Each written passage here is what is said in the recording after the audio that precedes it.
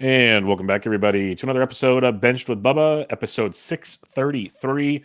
Continuing our team-by-team previews of the 2024 fantasy baseball season. We're in the AL West, and we're talking Los Angeles Angels of Anaheim, team with a new coach, a lot of things. Shohei's out of town. Trout's healthy technically for now. A lot of questions to talk about in order to talk about everything involving the Angels for 2024. Got a friend of mine coming back on the show. He helped us preview the Angels last year. People know him as the surly lots of things on Twitter, depends on what Vlad wants to call him that day.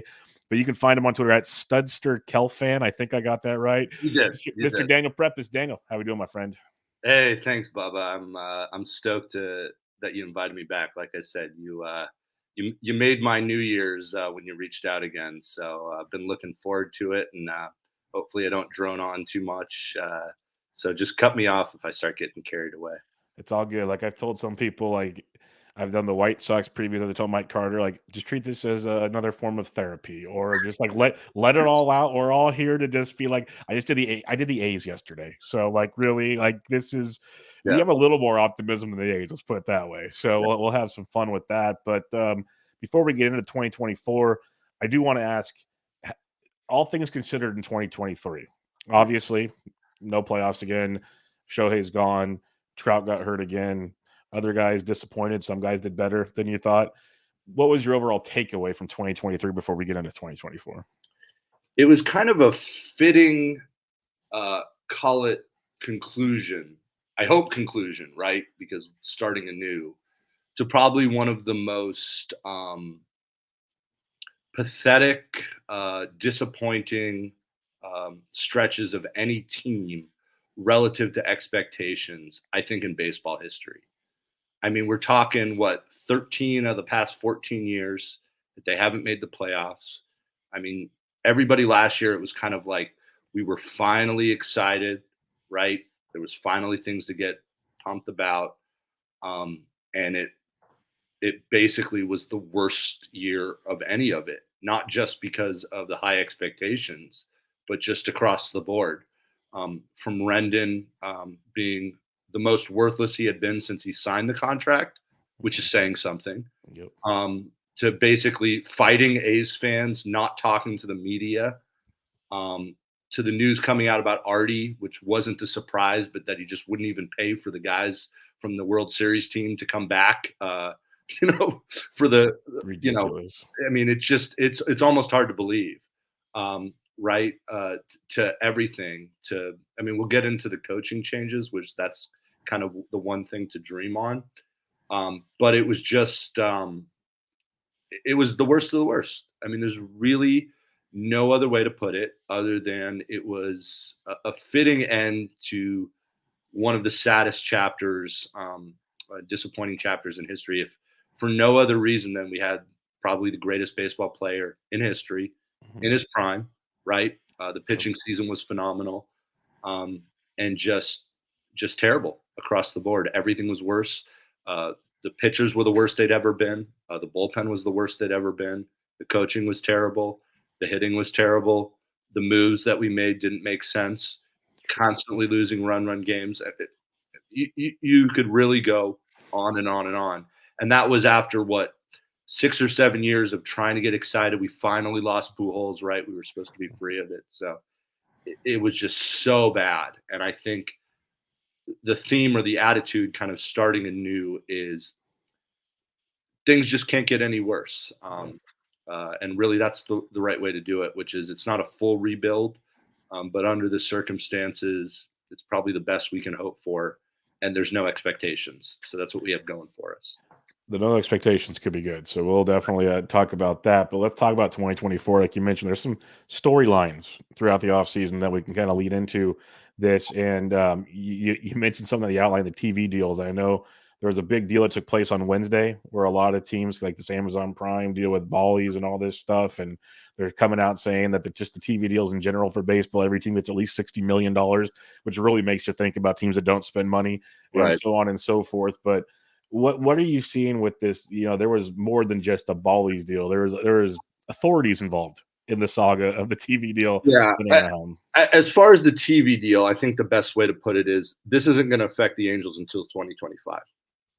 So we don't even need to get into the weeds other than to say that it's really just kind of noise at this point. It matters, right? It matters, Amazon streaming and all that, but it's not going to affect the Angels in the sense that some of the people were hoping that, you know, maybe this was the holdup for some Angels making some signings.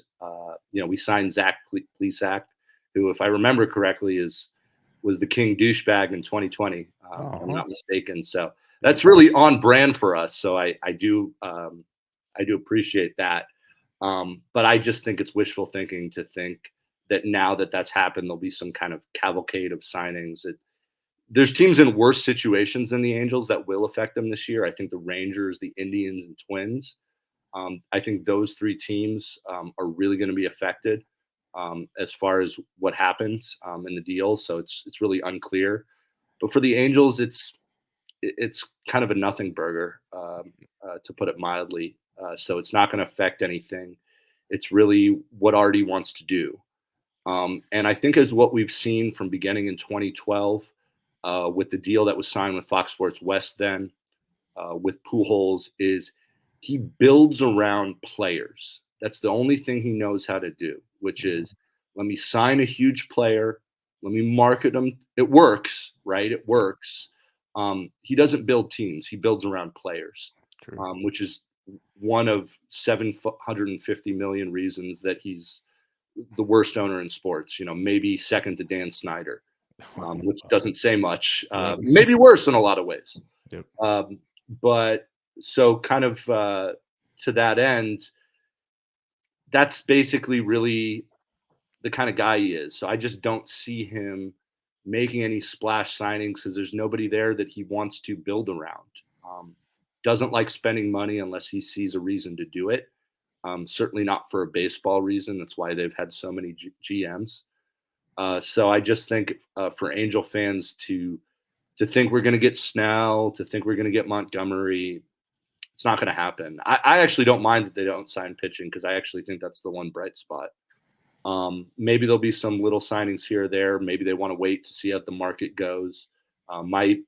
My kind of delusions of my one hope is that we sign Rhys Hoskins.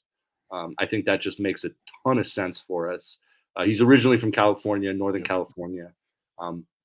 You know, California's a big state. I don't know if that works for a narrative, but I don't know. I'm not expecting them to sign anything because it really is, like I said, the great thing is other than I want to say Rendon and Drury, the whole team is kind of homegrown with the exception of Moniak and O'Hopee, which, you know, still minors guys, right? We traded them Syndergaard to get it. So I don't mind that they don't sign anybody. I don't think they're going to sign anybody.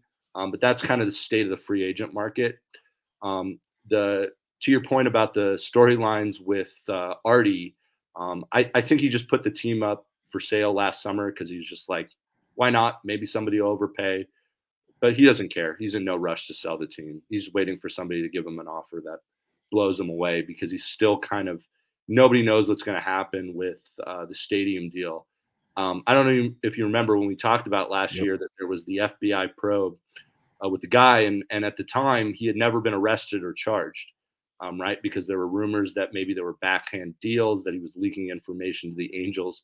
He ended up pleading guilty at the end of the year, and it's absolutely wild what a douchebag this guy is. It's actually comical. If you go to the I think it's a DOJ release, it's crazy some of the stuff he pled to. Number one, at first he told the FBI that he wasn't expecting any money in return for basically colluding with the Angels.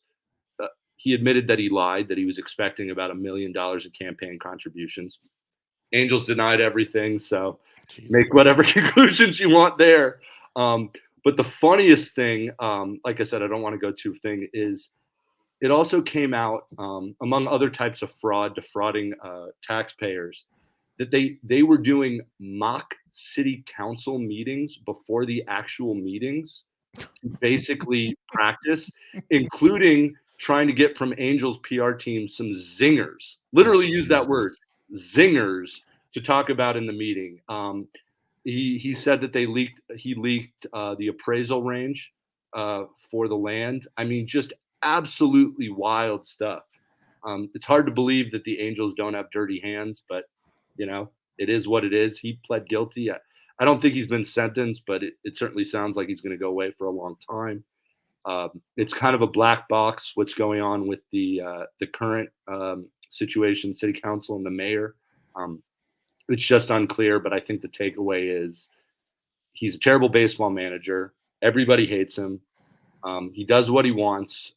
It's never a good move, and there's no reason to believe he's going to sell the team anytime soon. So we just hope for the best within the hand that we're dealt, and that's where those low expectations come in, which we can get to.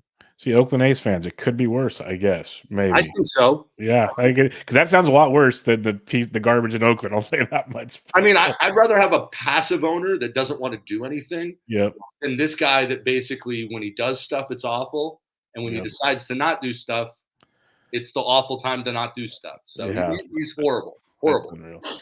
Well, he did do something this offseason. They signed Ron Washington to be the new head coach, which we've seen good things out of Ron, especially when he's like just a bench coach, great defensive mind, teaches kids great things. He had a good run in Texas as the manager.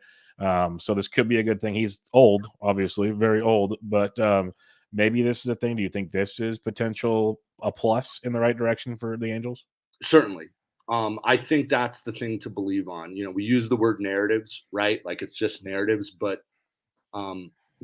there's a lot of reasons to believe that it's not just correlated, that it might have caused the problems. As an example, you take the pitching staff. We can get into the new pitching staff. Yep, go for it. Every starting pitcher, regressed across the board. Surface stats, underlying numbers. The bullpen was terrible as usual. Everybody was terrible, and you have to blame the coaching. I mean, Nevin was an awful manager.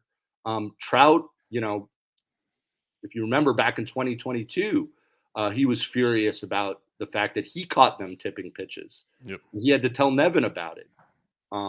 So it's pretty much proven now that Nevin was a shit manager, right? He didn't have a lot of experience or success, whereas we know Ron Washington has had success at the managerial level. He's got the respect of a lot of coaches. You like his attitude. He's a proven teacher, right? That's the one thing that's not a narrative. He's a good teacher, and teacher of the things that are important. That's what a manager is, right? A manager is the guy that's sets the tone. Mm-hmm. He's proven, right? We're not just dreaming on things. Yep. And the team he's built, there's a lot of good about it. So the pitching coach, as an example, Barry Enright, former Angel pitcher, failed at the end of his career, but he talks a lot about that in a positive way. Failure is some of the best things that you can hope for if you can move through it, as you know. Mm-hmm. And he was the assistant pitching coach under Brett Strom. Can't ask for a better guy to learn from. So this is his first shot. As an example of comparison, Matt Wise was a bullpen coach, right? Didn't really learn under anybody good. Was clearly a terrible, terrible pitching coach. From the tipping of the pitches to it came out, Logan O'Hopee said, I couldn't believe it that our pitches were on a script. I mean, you can't think of how fucking stupid is that? Like, that's horrible. It's all about adapting. Not single A. Yeah, I mean, it's like, if you remember with Reid Detmers last year, it was he had problems, figuring out his slider, and he went down to the minors and he fixed it. Mm-hmm. There's a takeaway about that. Yeah. The pitching coach couldn't fix it. Yep. The minors pitching coaches had to fix it. It's a great point. And that's what I'm saying. It's not just correlation. It's not just a narrative. I think it's proven when you have the pitchers coming out and saying that he was terrible. You had Sandoval as an example. Yeah. I mean, look at Sandoval's numbers. They were atrocious. He regressed across the board, right? Anderson went back to being an even worse version of Colorado Rockies Anderson, which is really impressive. And for all the credit we give the Dodgers of fixing people, what was different from Tyler Anderson? He was with the Dodgers. Obviously, they have good coaching like the Rays do. And he went to the Angels. So what changed? not him, the Yep. coaching staff. So that's why you can get excited. Listening to Enright, there's a great Q&A on the Athletic where he talks about the things that he's working with, the way he's looking at the pitchers. Because obviously the big theme is they just couldn't get through the second turn of the lineup, not even the third turn. Innings was a huge deal with the starters. And it was just such a train wreck. And with the sole exception of Griffin Canning, which was a wonderful surprise, Yeah. the skills, it can only get better. The other coaches that came on, Bo Porter, this is kind of an interesting one. I don't know if you remember him, but he coached the Astros for a Yeah, he's couple. got a history. Yeah, he's been Yeah, around. he's from Houston. Yep. I'm kind of laughing because the one thing he was talking about when he was hired, he was on MLB Network back in November about how he's known Anthony Rendon since he was 13, Oh, right? Now Jesus. that is narrative bullshit, and I'll tell Yeah. you why that's narrative bullshit, right? He's saying, well, I think I can get through to Anthony. That's not a 22-year-old like prospect. Yeah. He's what? He's 35. Yeah, He's I think Rendon's who he is right about now. There I ain't a was lot of gonna people say. coming in that's going to I fix. was gonna say, Yeah. Rendon is a prick. Yep. You don't. I'm not. There's video of it. Yeah. You know what I There's mean? last year there was a lot of evidence between the fighting with fans to his interviews and just being a complete asshole. Yeah. Like it was just unbelievable. Oh, I was frustrated. My injuries hurt. Give me a break, man. That's called life. I'm Mhm. not saying that people that don't have money go through pain, but like you're still making excuses. And he still approached it like he was entitled to not have to answer for anything, so nobody could feel his pain. I mean, he didn't say that, but that's kind of the gist you got. And it's kind of like no excuses. Good luck, Porter. But if Anthony's going to change, it's going to be because of him. If he wants to improve, and I hope he does. Right? Be awesome You if want he to did. talk about an ADP that's kind of Yeah. we got excited about it being in the 220. It's like 500 now, man. Yeah. I mean, Everyone's he's like, going up. I was gonna say if you're in a DC or any kind of drafting hole and you're like, great, I'm screwed. There's no more third baseman. He's there. Yep, I he's there mean, now. so if that's not emblematic of the low expectations of the Angels, I don't know what is. Anthony Rendon at 500 ADP, Yep. right? That you have to imagine, that's not bad. No, not at all. It's got the character bias on that one. I think Character, injury, just all kinds of factors with totally, Rendon, which is totally.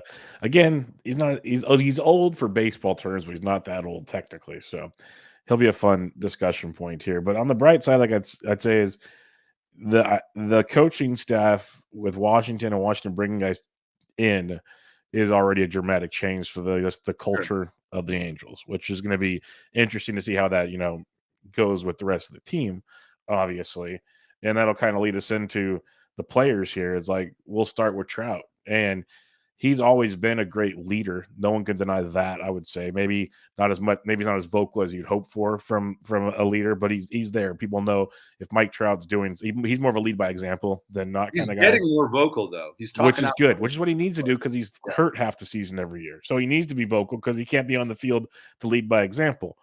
So the fun part, I guess, for this is when we're talking 2024 now, in years past, it's like, well, do I want a second round Trout? Do I want to gamble on a second round Trout? The dude's going to be 31 this year. And he's got an ADP of 77 now. And I know the injuries. We can't deny it. Like he played 82 games, 119, 36, 53, blah, blah, blah, blah, blah, blah. Is a 77 ADP entice you for a guy like Trout, who I know it's the old cliche, though, when healthy, was still one of the best hitters in baseball? Bubba, that was a rhetorical question. You're talking to not an Angels homer, but a Trout homer. I mean, I like to think that every one of the teams that I've done that's lost in the last few years is because I had to take Trout.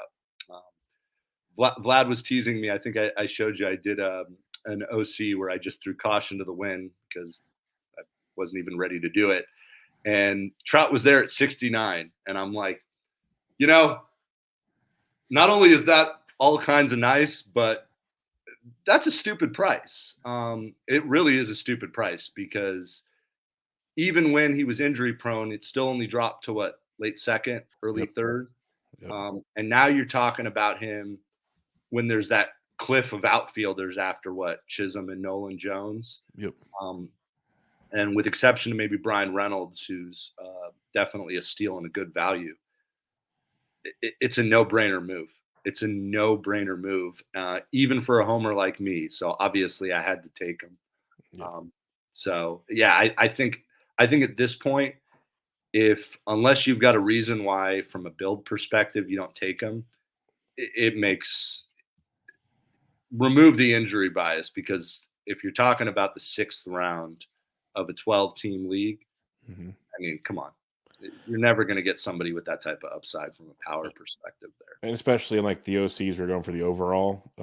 It's the old conversation we used to have like with Buxtons of the world and stuff. Where, yeah, we know there's issues involved there, but if they do play 140 plus games, the ceiling they bring to the table is you're not going to find anywhere near that That, ADP ever. that's a And great frame of reference. You remember when Buxton was when the hype really got big, yep, because he had done that big second half. And if I'm not mistaken, I can't remember, it was a couple years ago, where he was doing well in spring training. He moved up to the 2nd round, yep. and that was knowing how injury prone he is. Trout's at least shown the skills of being one of the best players in baseball history. Well, and something you just said there, like how shocked would we be if Trout shows up to spring training first week or so, starts just hitting home runs every couple days, just like looks like Trout of old. Yeah. How high do you think that ADP climbs? Because it's Well, going to. It I mean, will. isn't that like the chaos theory, or kind of the, of True. course, kind of this is how it happens. It's when you finally give up on somebody when it Oh, doesn't yeah. make sense. That's when it blows up, and people are finally like, never again, never again. Hence the price. Yep. It's not going to happen, and so logic would tell you that this will be the time that it happens, because everybody's out on him now. So Yep. 100%. I'm still finding slivers of optimism. Trout will do that for you. So Yes, he's very, very good at that. Let's talk Brandon Drury coming in right now over the last 15 drafts or so with an ADP of 233, which I love that price tag for a guy with first base, second base eligibility, back to back 26 plus home run seasons, should continue to play pretty much regularly for the Angels. What's your thoughts on Drury heading into 2024? well, it's a funny thing about price. To your point of why it's so good. Take last year, right? He was moving from Cincy to the Angels, ballpark change, right? And if you remember, I almost want to say that the price is virtually the same as Yep. last year. I mean, I don't know for sure, but that's kind of off the cuff. That's what it feels like.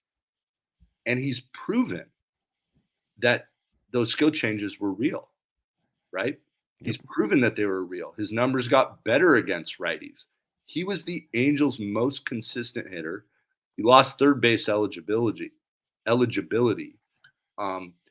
But I don't think the market, I don't know what it is, what kind of anchor bias, but probably about Angels bias and Yep. whatnot. But he was sneaky good.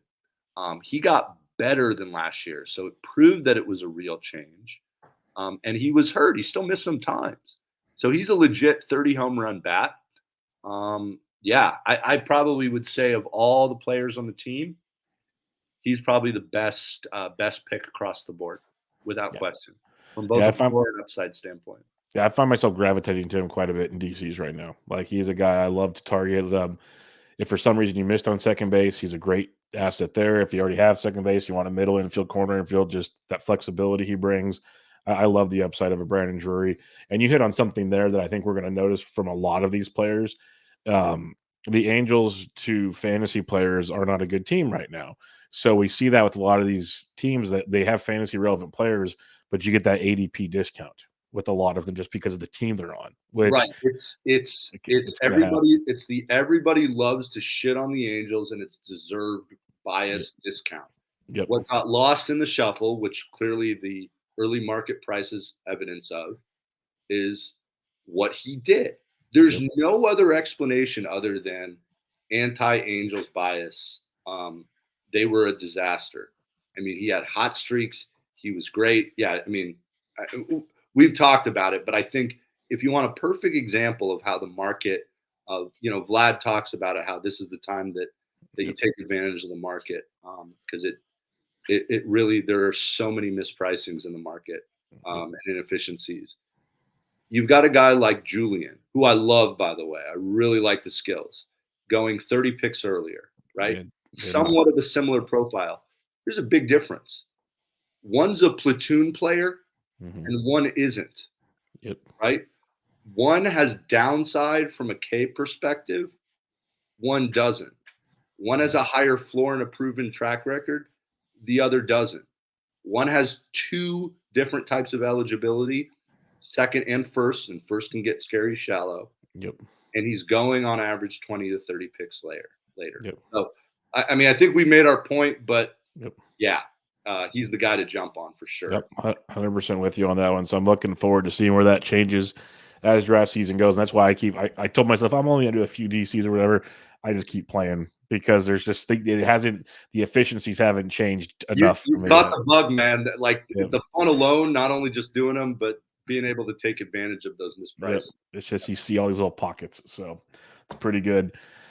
A player that I have lots of shares of and that I am tremendously high on this year. I know we were pretty optimistic on Mr. Logan O'Hopee last season, and then the injury kind of screwed that up. But if people kind of take a step back and see how good he was before the injury, then kind of give him a little grace period when he got him back, then when he got healthy again for the last month, how he finished, I think Logan O'Hopee at an ADP of 161, at least in my opinion, is pretty nice.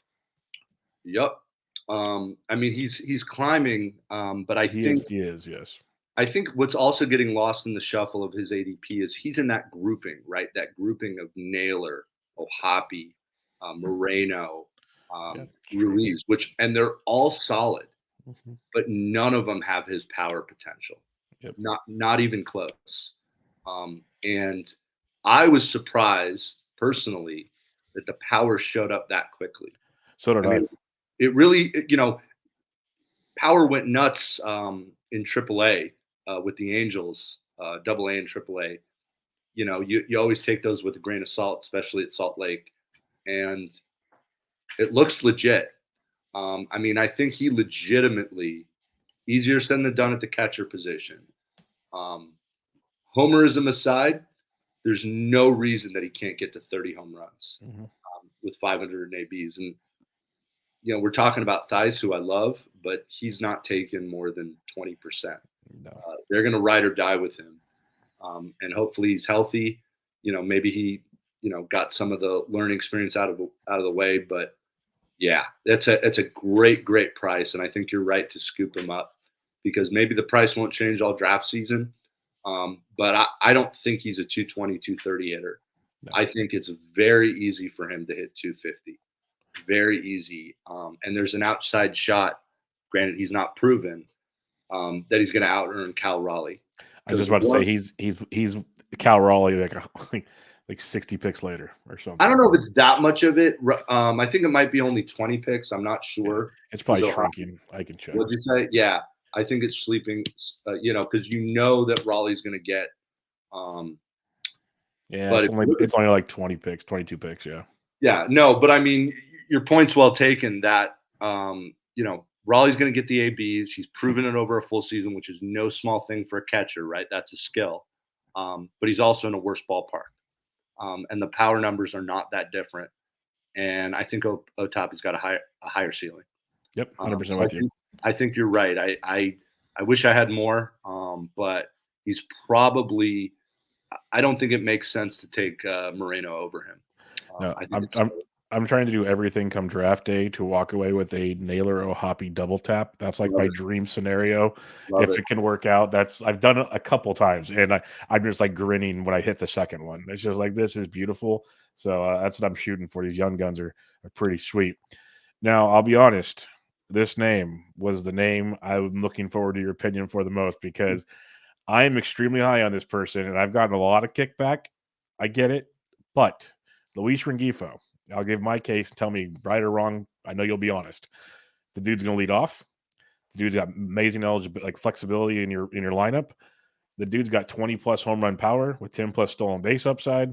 And right now he has an ADP of around 257. So tell me if I'm foolish, but I love Luis Rengifo in drafts right now. Like I'm really probably too high on him. You're not. And I say that as somebody who's missed out. I got to figure out what the bias is, but He's proven he can barrel the ball. We know he can crush lefties.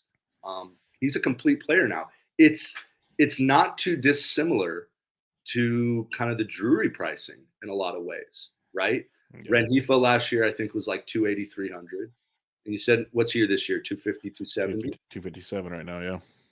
I mean, it's kind of the same thing, Mm-hmm. only to your point, we weren't clear what he was going to play last year, right? Remember, we talked about him being a utility player. I mean, he's still kind of a crap shortstop, but they have Neto now. Yep. I hope that Drury plays first, Rengifo plays second.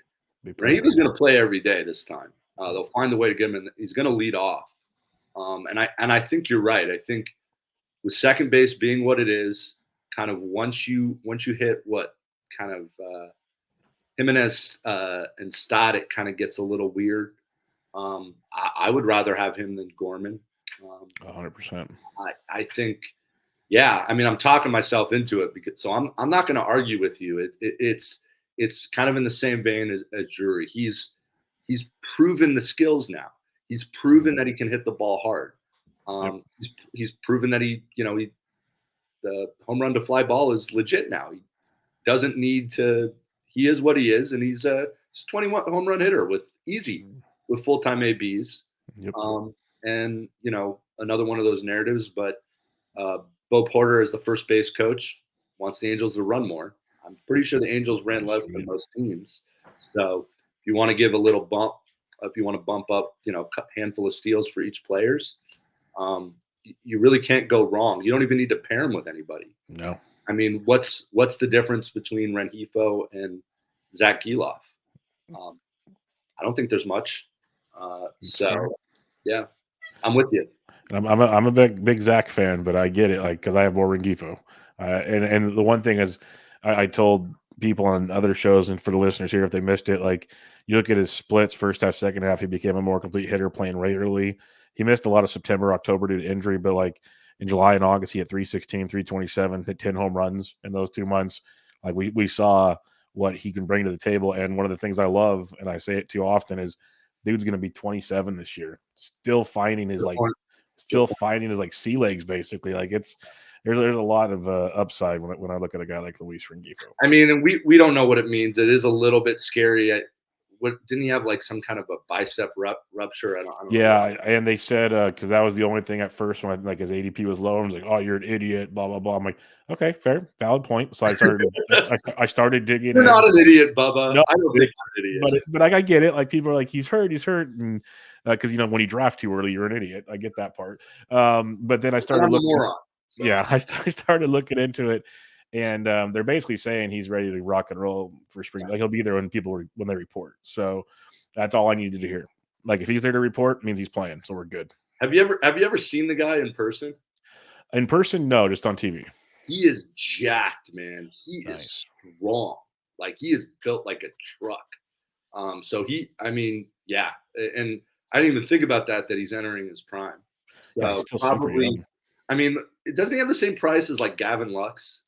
Yeah, who coming off the ACL and everyone's been pumped for him forever, but he's never done a darn thing. Yeah, that guy. Thank you. You made my case for it. Yeah, I knew you were going with that one because as a Giants fan, I have my Dodgers biases too. So yeah, I got you. I don't have any Rengifo. Obviously, I suffer from the same biases as everybody, but Rengifo and Drury all day long. Those are the two guys for sure on the hitting side. And O'Hopee. Yeah, O'Hopee. Now it gets interesting though, where I don't know if we're gonna I'm curious your thoughts on these guys because I'm torn. Taylor Ward, high expectations coming into last year after his 2022 season of 23-5, hit for 281, but last year only played 97 games with injuries, 14 homers, 4 steals, 253.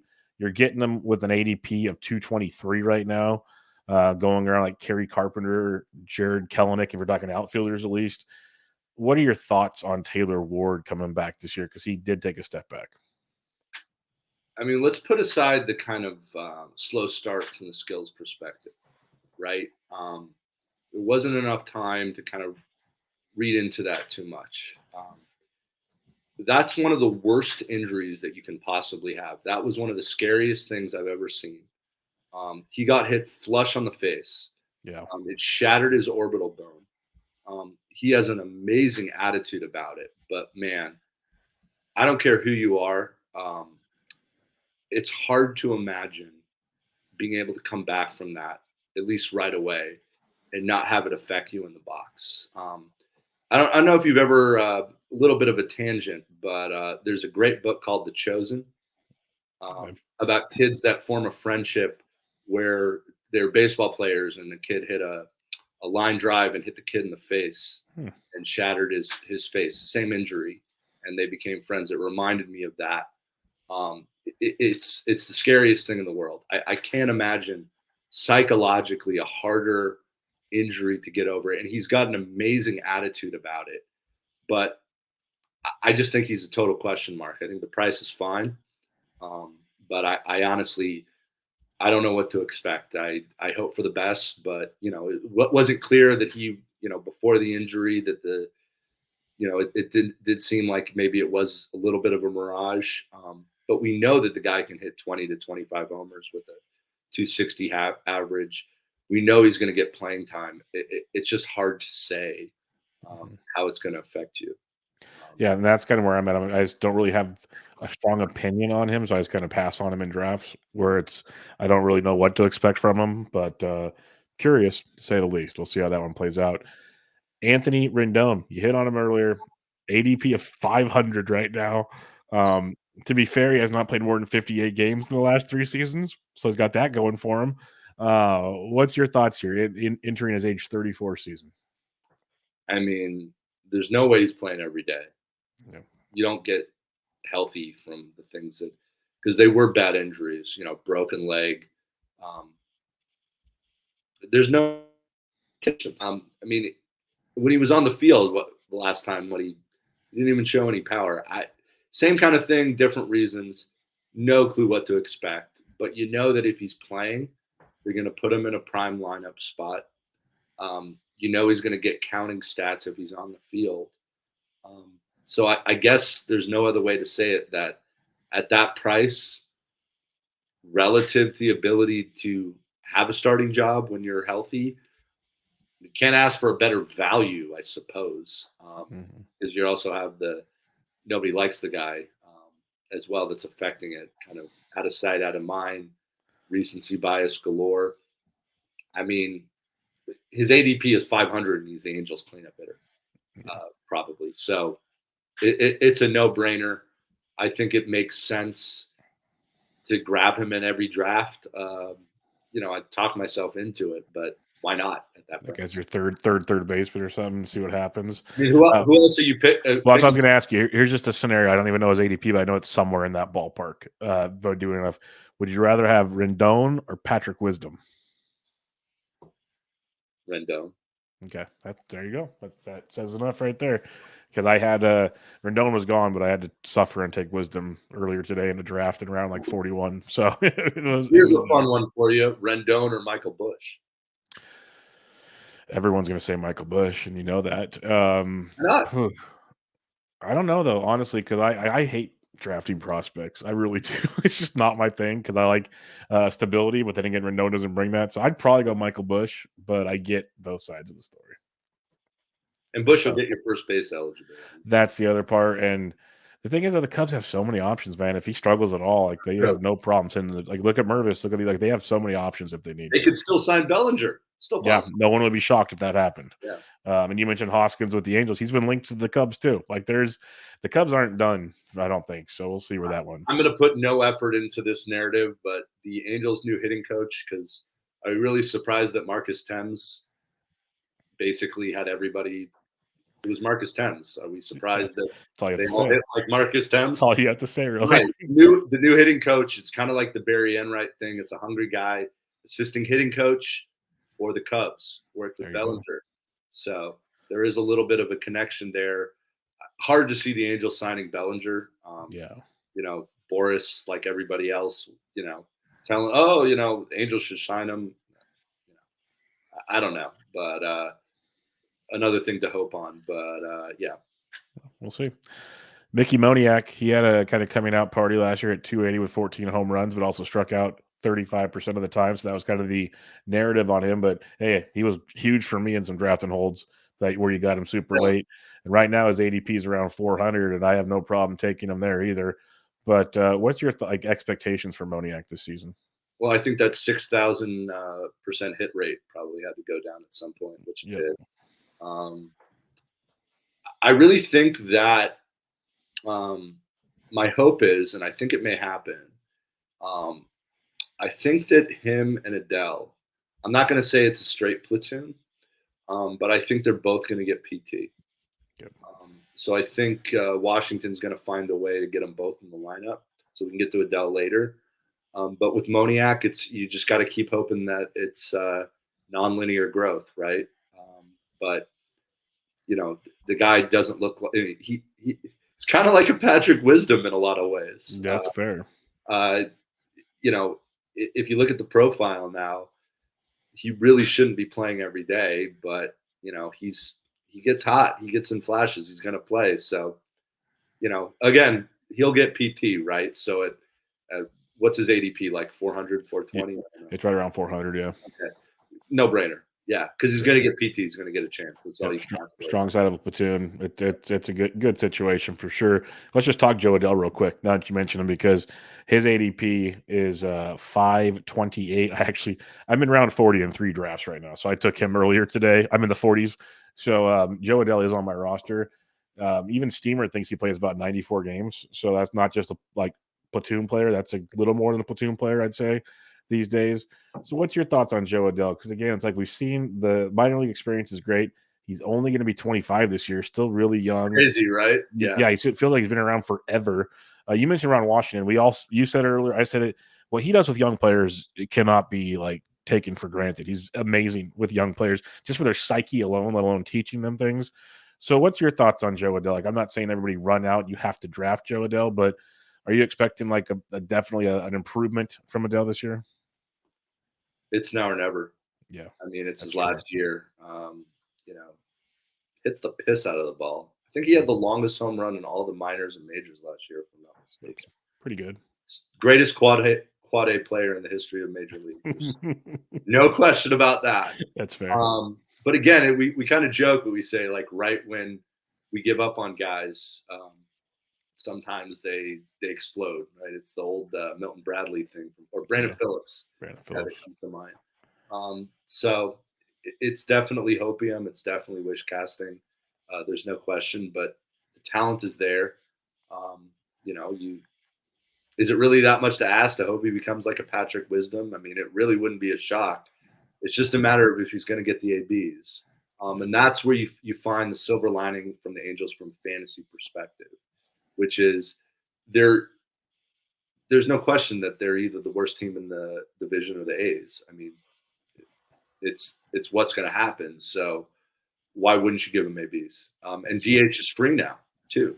Don't forget that. So yeah, I think it's same kind of thing. It's a free price. Everybody's forgotten about him, and he's actually still never gotten an extended look at the majors. That's a big thing for me.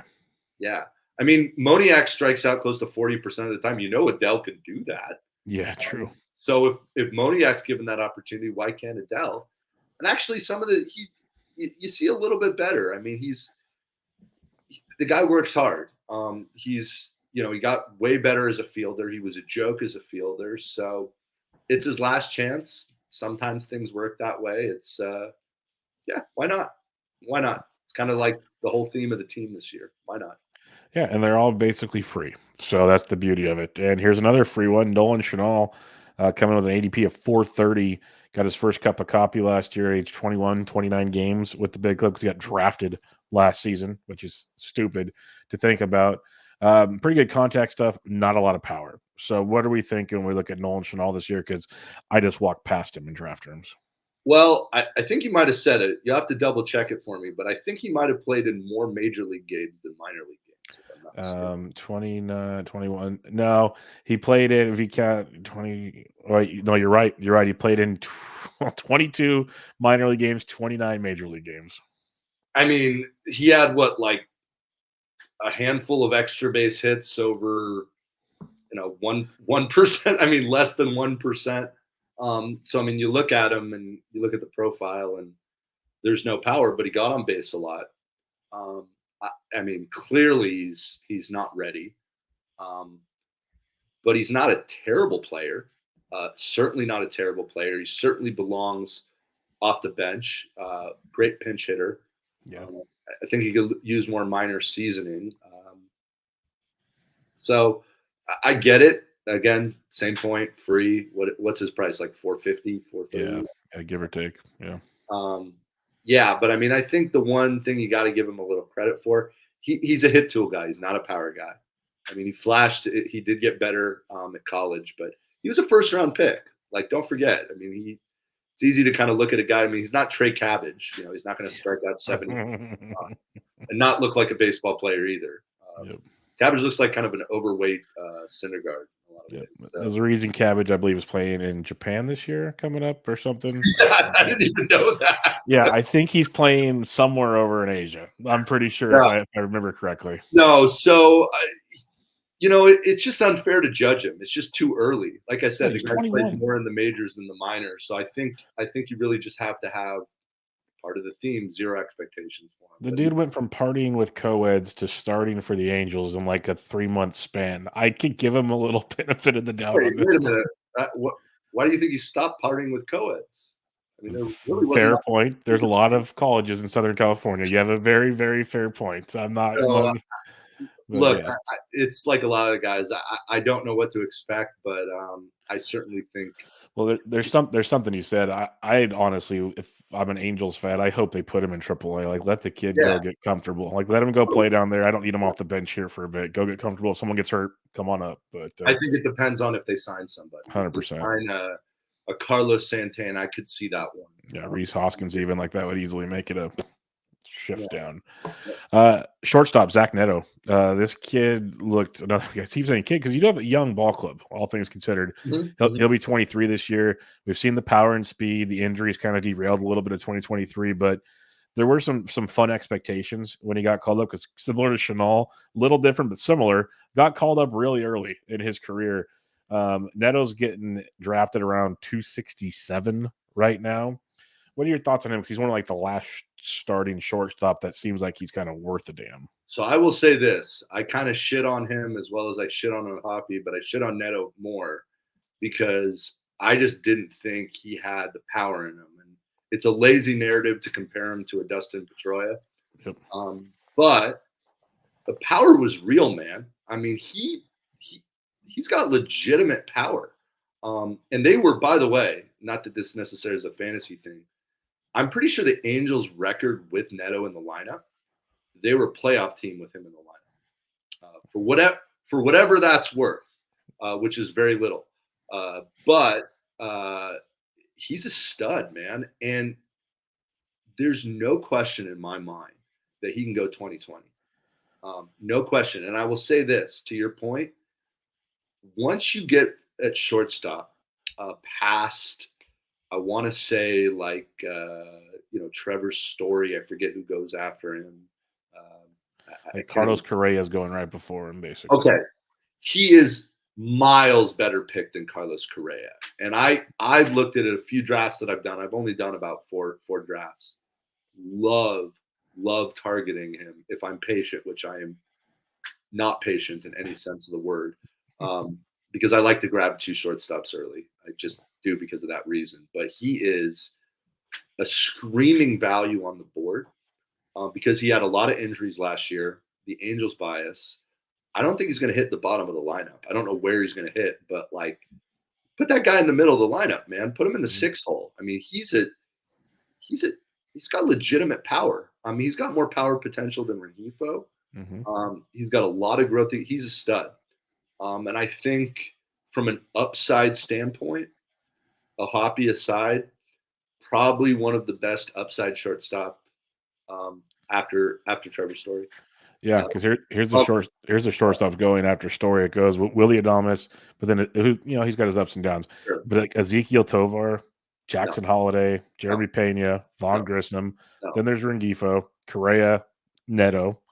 But then after him, even Crawford, Jordan Lawler, Bryce Terang. Like if Neto is who you say he is, and I think he's definitely better than he's shown. I agree the power is there. He should jump a handful of those guys from an upside standpoint and a skill standpoint, he should be going in the top 200. Yeah, there you go. No question. No question. All righty. Any other bats we should be talking about here? We hit on pretty much everybody in the starting lineup for sure. Didn't talk. Oh, Trey Cabbage is still on your roster. I heard he went and played somewhere else. Roster resource might be wrong, or I've been proven to be wrong many times. So that could be there, but like they have Stefanik, they have Theis, who we've talked about before as a good backup catcher, but who knows? Any other bats we should be talking about? No. There's nobody in the minors. The only prospect of note, I still think he's far away because he strikes out too much, is Kyron Paris. Okay. Still far away. They had some interesting international signings. We don't really want to get into that because they were, they're 16-year-old guys. But we had a couple of good bats. But the farm system is bad by our standards, which is impressive in its own right. But the flip side of it is we've had the most homegrown talent on our roster ready in the majors in a long, long, long time. And they're all legit bats. O'Hopee, Neto, now Rengifo. These guys they could be studs. That's not bias talking. So it's the season for fantasy upside for Angels bats. This is our version of a rebuild. There's low expectations. And you've got the one thing we can hope for, which is a new coaching regime. Yep. All right, let's go to the mound here, where you did mention earlier in the show that the pitching, there's definitely some optimism for. And we'll start with Reid Detmers, who we saw kind of two different reads last year. You mentioned he got sent down to work on his slider, came back, looked really good for parts of it. The control got better as well. Strikeouts went through the roof compared to where they were beforehand. He's supposed to be the ace of the staff for now. And he's got an ADP of 232. So how are we feeling on Reid Detmers? Okay. So he started throwing the changeup. I want to say maybe not 20% of the time, but he made a marked change to throw the changeup at the end of the year. I mean, we know he had ups and downs. The guy had so many two-strike counts, couldn't put guys away with the slider. Lefties had no problem with the slider. His changeup might not be an X factor from a K perspective. So maybe the profile changes a little bit, but look at those September numbers. I mean, if you look at them, they're elite. They're elite numbers. It's still a small sample, but that's what you want, a guy to end the year. September, obviously, always take with a grain of salt because of the level of competition. But he ended the year on a high note, and he was a different pitcher in September because he used the changeup. And he limited quality of the contact was poor for hitters. And we know he has the arsenal to add Ks. And again, you want to talk about kind of getting upside guys. His price is a little worse than last year, and you were going from a horrible, one of the worst pitching coaches in modern history, to a guy that just learned under one of the best pitching coaches in modern history. And I know that I thought I was going to be more cynical doing this preview. Honestly, I expected a lot more of it, but no, I was going to say, we're getting you optimistic here. I'm so optimistic. That's what happens when you put the expectations in the toilet. Well, and you look at the price tags. All their price tags are like pretty reasonable, especially if we're not even doing draft and holds. If we're doing a fab league where you can drop these guys if they suck, they're not costing you much of anything. You mentioned Detmers in September, a 1.82 ERA, 2.77 FIP. He had almost a 19% K to walk in September. Like you said, those are numbers you just love to see. How about this? Innings leader on the Angels. That's pretty. Yeah, almost 150. Yeah. I don't see a reason, because that's a big emphasis, right? They couldn't get through the second turn of the lineup. Mm-hmm. I'll have to make a bet with somebody, but I would not be surprised, and I think it's reasonable to expect him to get over 180 innings. If he could do that at that ADP right now, like, holy crap, he will. And again, maybe you get 10K per nine. So that's a 200K guy potentially if he throws 180 innings. That's big. doesn't take much, man, for him if he can start putting guys away, and it's a huge emphasis from Enright is getting guys to 2 strikes fast. Detmers didn't have that problem, actually. He just had a problem putting guys away. Yeah. So again, So if they throw the script out the window, he might be able to get guys out now. That's what you're saying. it is out the window. It can only get better. I like to say, no matter how bad things that can get, they can always get worse. Yep. But we know that that's true, especially in fantasy world. But yeah, again, he's of all the guys that fell off the cliff last year. He didn't fall off the cliff. He just didn't have better results. He didn't grow the way we thought he was going to pop, right? But with pitchers, it's not linear. We've got reasons why it wasn't well. He's added a new pitch, and he's thrown it way more than he ever threw it before. His sliders kind of like he has always different kinds of sliders in doing this. We know he has the curveball. So there's a wide range of outcomes from him. But if you look at September and you believe in the changes and you believe in the pitching coach changes, at 240 in a fab league, I mean,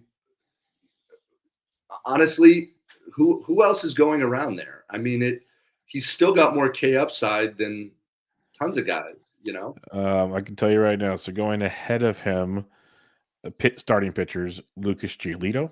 Oh, that's stupid. Shota Imanaga, Yu Darvish. Going right after him, Brian Bayo, Yusei Kikuchi, Christopher Sanchez, Charlie Morton, who's not even sure if he's going to play yet this year. So, yeah. Easy. He should be I'll be more reserved on this one, but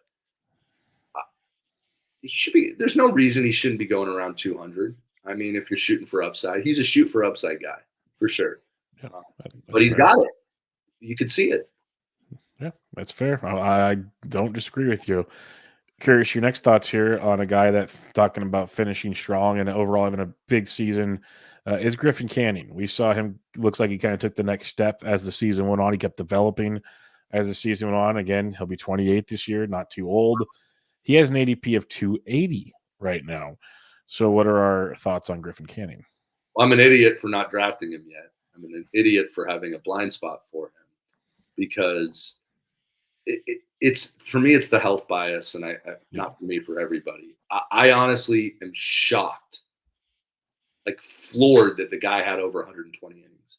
I thought there was no chance he was going to be a starter. And he now has the most swing and miss stuff on anybody on the team, more than Detmers. So he really is probably, I want to say, and again, he's the only pitcher on that staff that got better last year from before. Granted, he was coming from nothing, but he was a huge surprise. If he can just stay healthy, which is the question mark. A lot of skills there, man. I don't think there's a lot of guys with as much swing and miss stuff as he's got that performed and showed it. You said Brian Bello, he's a good pitcher. He's got a lot of promise, but Canning already showed more skills than him. So I think probably the best value on the board from the Angels based on what he showed last year. Yeah, and that's a name that ADP is going to come up because he's starting to get talked about a lot. So that one's going to slowly start climbing up. Him and Detmers wouldn't be shocked if they're going side by side here sooner than later. Now let's get into some more, I guess, potentially questionable ones. Patrick Sandoval, strikeout rate's not ideal. It dropped quite a bit this past year. The walk rate went up quite a bit this past year, which obviously in turn, his ratios went in the tank. But if you're looking for a guy that can eat up innings, he did do that pretty well. And he has an ADP of 453, which again, free. So what's your thoughts on Patrick Sandoval? Because he's just like a year or so removed from being this guy that we loved throwing out there. And we always kept saying, if he just stopped walking so many guys, he's like got ace stuff. He went so far the wrong way last year. I think at this point, it's fair to say he doesn't have ace stuff. I just don't think he's shown enough skills to really be that much more. But he can definitely do better than he did last year. He can get back to who he was. So I don't know what to think. He's just been all over the map so much. We know he's got the one great pitch. He really hasn't showed that much. I honestly kind of am a little bit indifferent about him, just because he's bounced around. He's done so many different things. So I think he is who he is. I think he's kind of he can be an okay pitcher. He can be an innings eater pitcher, but again, relative to price, it's fine. But I don't really have I have no idea what to expect of him at this point, other than to say it really can't be worse than last year because he fell off a cliff. Yeah, he really took a, I don't even 180 is the right word on that one. He spiraled. So that'll be interesting. But talking about spirals, you hit him on him earlier in the show, Tyler Anderson, who, we saw just amazing stuff with the Dodgers. Expectations were pretty high. Let's just say it's fair to say those expectations weren't met last year. But now he has an ADP of 622. So literally, like, we just say here, so there's 16 drafts on this ADP.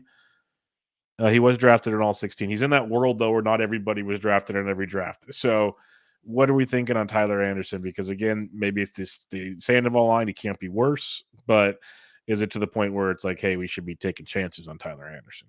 When you say he's priced like a destitute man's Kyle Gibson, he's lower than Kyle Gibson. Yeah, that's what I'm saying. I said destitute man. Yeah, he's next to Zach Thompson, and he's next to Julio Urias, who is maybe, we don't know if he's even pitching this year.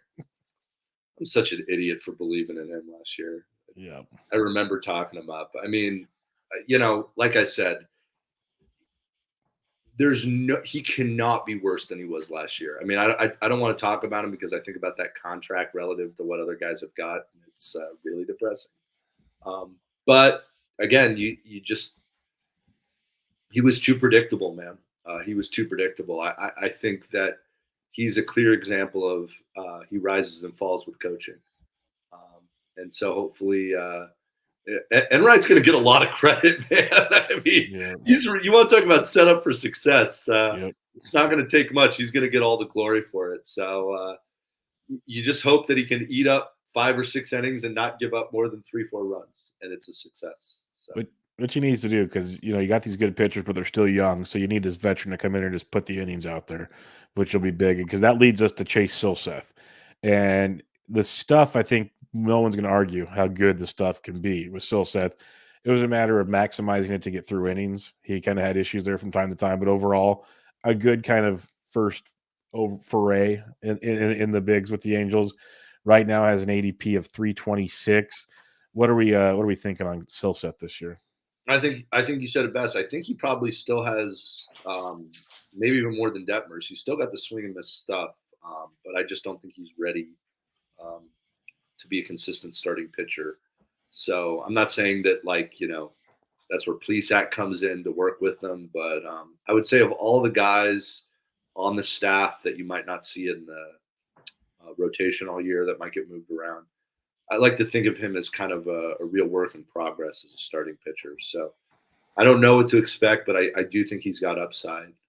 Maybe he's not met for the rotation, but I'm kind of off him for this year.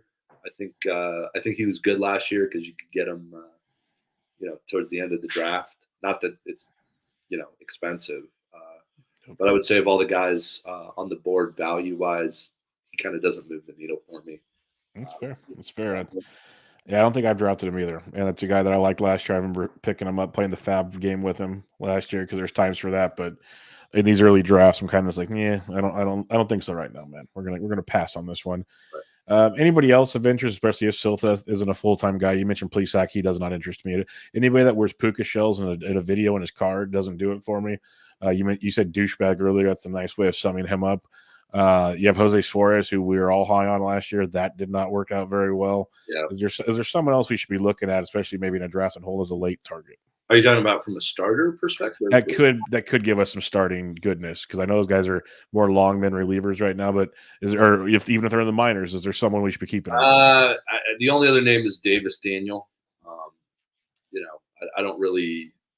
He's a big guy. I don't know much to expect from him, but if you're looking for another guy that could get some starts, that should get some starts, don't know what to expect. He's a good guy to throw as a dart throw at the end of the draft when you're trying to look at some guys that aren't playing in Korea or Japan in the last 2 rounds. So, all right, let's head to the bullpen here. Carlos Estevez, the roller coaster ride that was Carlos Estevez last year. He got you the saves you needed, but he hurts you in other aspects from time to time if you trusted that guy. ADP of 219 right now, so he's one of the last guys that technically has the job for now out there in ADP land, but it's still like he brings baggage with him. So what's your thoughts on Carlos Estevez this year? Another guy that I think the price is exactly the same. It is. Yeah, because last year it was kind of still like a question mark. Would he be the guy or not? So you're getting that kind of discount. Well, I'd like to toot my own horn and say I knew he was the guy. I said he was going to be the guy. And he wasn't. Yes, you did. So go me. But yeah, I mean, recency bias, he was trash at the end of the year. Obviously, it caught up with him. He's not that good of a pitcher. You can hope that maybe the pitching staff can work with him, but the hope was that they'd be able to make him into a closer material. They gave him the money, but at the same time they gave other guys money. Mm-hmm. I don't think he holds the role. I think he'll get a chance. He may get you some saves, possessions, 9/10 of the law. True. So he may start with the role, but there's another guy in that bullpen who I try to leave every draft with, who's to me a no-brainer pick. Is his first name Ben by chance? It is not his first name. Okay. Because everyone loves Ben Joyce. So who is it? Is it Jose Soriano? It is. Okay. It is. Ben Joyce is kind of, and understandably so, right? I mean, he's basically Nate Jones 2.0. He can throw 100. His elbow is going to fall apart. He can throw one-on-one, but he's still raw. I mean, it'd be one thing if Nate Jones was missing bats, but sorry, not Nate Jones. I talked myself into it. Ben Joyce was missing bats. He's not your closer spec, and if you have him as a closer spec, then move off him because it's Soriano who's. I mean, I don't know what it is. Again, it kind of was a little mystery. Came back from TJ, but Soriano throws 99, and he misses bats. That's key for the ninth inning. Yes, I think of all of the guys that you do, as an example, I would rather have him, even at the same price. I would take Soriano over Brian Abreu. Really? Yeah, because Soriano's at a 550 ADP right now. I would say him and Merriweather are, not that I'm trying to do the Cubs preview, but I try to leave every draft with those two. There's no reason to take a setup guy, a spec guy, before that. There's just no reason you should be wasting picks when you can still get crummy starters, but they're still starters. When you can get guys like that.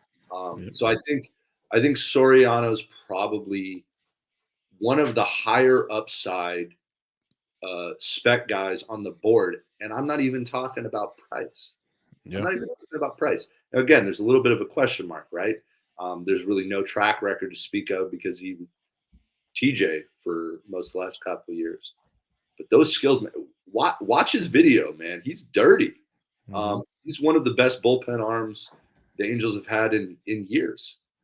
Small sample size, but he is good, man. And again, could blow up, but he is the definition of closer material.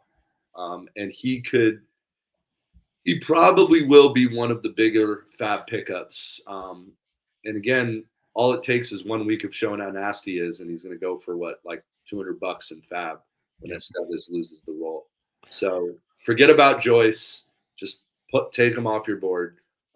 Soriano is the guy you want to spec on, and he's from a what's the phrase you use with the I'm blanking whether they have a tenuous hold on the roll, like a stranglehold. I don't know. I'm just thinking of when you. I'm blanking. Not good with words. I'm a caveman, so I'm not good with these things. But the least secure closer. Gotcha. He's got job security is not great for him. That yes. So I'm really excited about him. I would say of all the pitchers on the board for the Angels, he's probably got already meaning he doesn't need to even like consolidate skills. He's Love it. probably the most skilled pitcher on the staff, if you believe in the sample, relative to his role in the entire.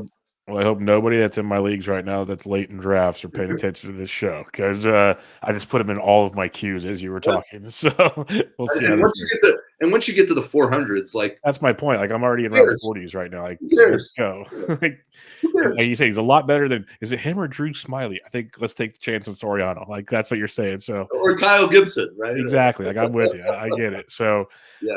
100% on board there. Before we head out, we kind of hit on maybe some minor league guys. We said none are really that close. So are we just thinking this is a year that the roster we got, barring injuries, is going to be the kind of the ride or die, barring injuries and maybe some signings still to come? I think so. I think so. I mean, again, you never know.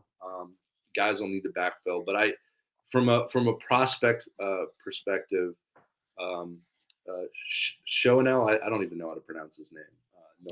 Nolan Chanel. I say Chanel like it's almost like the Lavisca brand of Chenault. yeah. It's yeah. Uh, he to me, he's the prospect, right? He's the number one prospect. As I almost said, it's like see who they draft this year in June, and you might be able to add them in August.